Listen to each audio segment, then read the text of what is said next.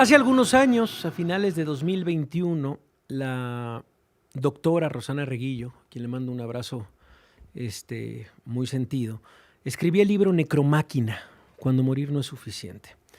Y pues este libro es una colección de ensayos, crónicas, etnografías, en donde lo que a ella se acerca es un esfuerzo por construir categorías analíticas, ensayar modos de acercamiento, metodologías para tratar de narrar lo indecible de las violencias.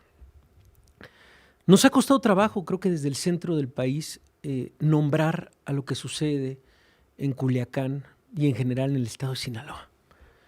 Y me encontré hace algunos días con un texto muy interesante de la periodista Laura Manso en las páginas de Gato Pardo. Yo lo vi a través de internet.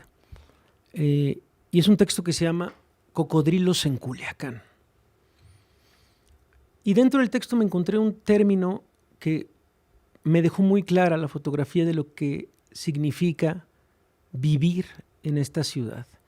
Y fue el término de narcopandemia.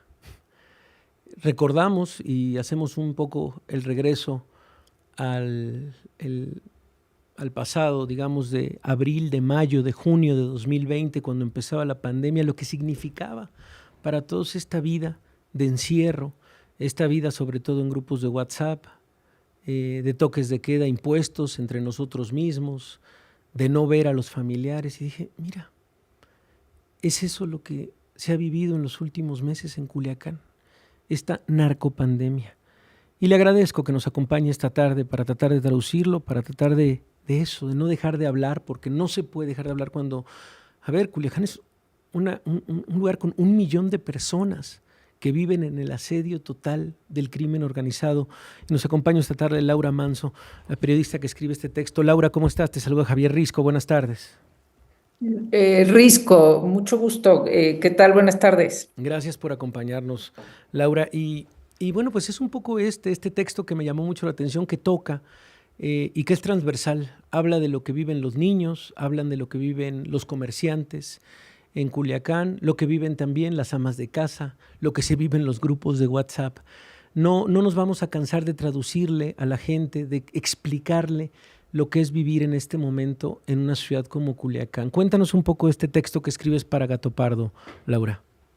Gracias. Mira, Risco, pues yo fui a Culiacán porque me interesaba rescatar historias de mujeres. Evidentemente, lo que sabemos es que las mujeres y los niños son particularmente afectadas en tiempos de guerra, ¿no? Y luego son las historias que menos te encuentras a través de los medios.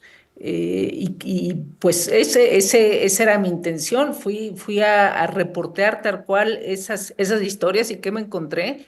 Con niños que han aprendido una especie de sobrevivencia y con una cosa realista. A los niños no se les está pudiendo ocultar la realidad, ¿no? Sí. A los niños se les tiene que hablar de frente, a los niños de kinder, de primaria, y entonces hacen unos ejercicios en las escuelas. Por eso el texto se llama Cocodrilos en Culiacán, porque me sorprendió mucho pues oír relatar cómo hacen estos simulacros. A ver, cuéntale a los radioescuchas qué gritan las maestras de un kinder en Culiacán.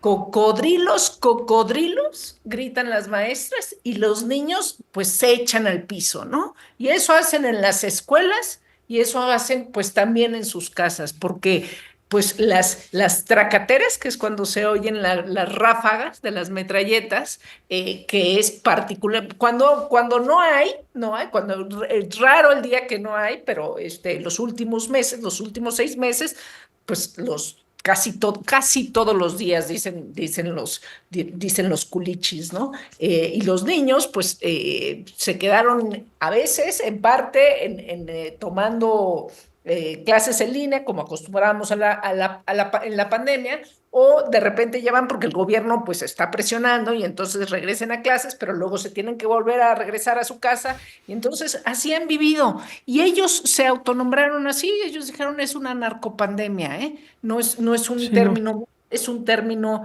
de ellos. Pero narcopandemia, narcoinflación, narcogentrificación, eso es lo que están viviendo, y hay unos grados de ansiedad tremendo, evidentemente en toda la población, pero en los niños y en los adolescentes más marcado, Sí. porque solo es el encierro más la violencia de todos los días. Y también ¿Cómo? ahí Sí, están las historias de mujeres sí.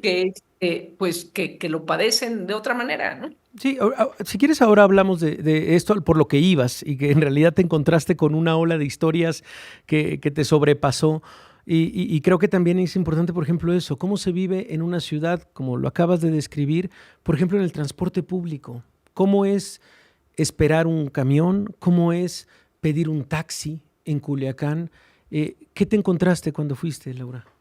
Pues es que esta narcopandemia autoimpuesta por la propia ciudadanía, ¿no? Deciden ante tanta violencia, pues la gente dice, vámonos a encerrar en nuestras casas, ya sabemos más o menos cómo va, y se encierran, ¿no? Y entonces, evidentemente, pues empiezan a perder muchos empleos, se empiezan a cerrar negocios, la economía se viene al piso, mucha gente se ha quedado sin trabajo.